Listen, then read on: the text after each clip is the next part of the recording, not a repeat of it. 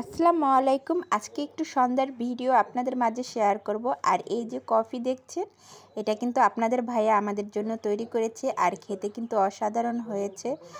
মাঝে মাঝে আপনাদের ভাইয়া কফি তৈরি করে আমাদেরকে খাওয়ায় আর মাঝে মাঝে আমি রেসিপিটা দেই, কিন্তু আজকে ভাবলাম একটু ভালো করে বড় করে ভিডিওটা দিই আপনাদের মাঝে। এই জন্য প্রথমে একটু গুঁড়া দুধটাকে আগেই সে পানির সাথে মিশিয়ে নিয়েছিল, তারপর বলক আসার পরে দুইটা কফি মিক্স দিয়ে দিল, মানে এটা রেডিমেডটা। তারপর যাই হোক একটু খেয়ে দেখলাম, ভালোই লাগলো। আর এদিকে সন্ধ্যার দিকে নিয়ে আসছিলো রুটি আর টিস্যু, নিয়ে আসছিলো গুঁড়া দুধ, মানে ছেলের গুঁড়া দুধটা শেষ হয়ে গিয়েছিল, আর নিয়ে আসছিলো মসুরি ডাল, এইগুলো। তারপর জাস্ট এগুলো রেখে আমি আবার রান্না করতে চলে গিয়েছিলাম। এবারে এগুলো এখান থেকে সরিয়ে দিব আর যেটা যেখানে রাখার সেখানে রেখে দিব।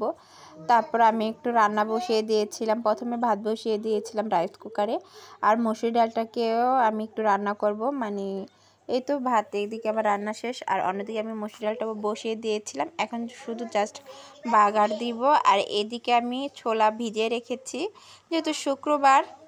আর আজকে রান্না করব ঘুঘু পাখির মাংস।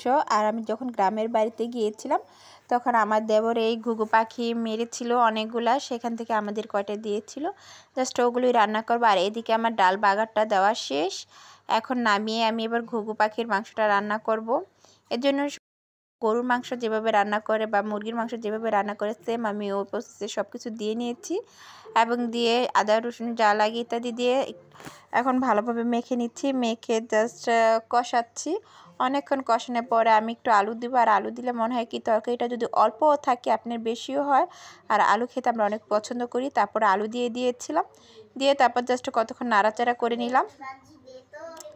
নাড়াচাড়া করে নিয়ে তারপরে তো একটু পানি দিয়ে দিব, বেশি একটা পানি রাখবো না। তারপর পানি দেওয়ার পরে জাস্ট আর ঘুঘু পাখির মাংসটা খেতে কিন্তু অনেক মজা ছিল।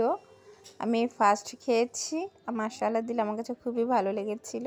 আর আমি কিন্তু অনেক কষিয়েছিলাম, কষানোর পরে জাস্ট একটু পরিমাণ মতো পানি দিয়ে দিব, তারপর জিরা গুঁড়া দিয়ে দিব। এদিকে আমার বলক চলে আসছে, আমি এইটাকে কিন্তু মাখা মাখা রাখবো। এই তো এদিকে আমার রান্না প্রায় কমপ্লিটে শেষের দিকে, দেখুন প্রায় মাখা মাখা। আর এদিকে আমি একটু ভেষণ নিয়েছি আর ডালের গুঁড়া, তারপর মানে পেঁয়াজু বানাবো, পেঁয়াজু বানাতে যা যা লাগে আমি সব কিছু দিয়ে তারপরে এই তো চুলায় বসিয়ে দিয়েছে। আর এটা কিন্তু আমি পোড়া পোড়া করে পেঁয়াজুটা ভাজবো, কারণ আপনাদের ভাইয়া ডুবা তেলে খেতে পছন্দ করে না, তার জন্য। এই তো এদিকে এতই তেল কম দিয়েছি যা উঠতেই চাইতেছে না, পরবর্তীতে আবার তেল দিয়েছিলাম। আর এদিকে একটু ছোলা করেছিলাম। সবাই ভালো থাকবেন, আমাদের ভিডিও শেষ, আল্লাহ হাফেজ।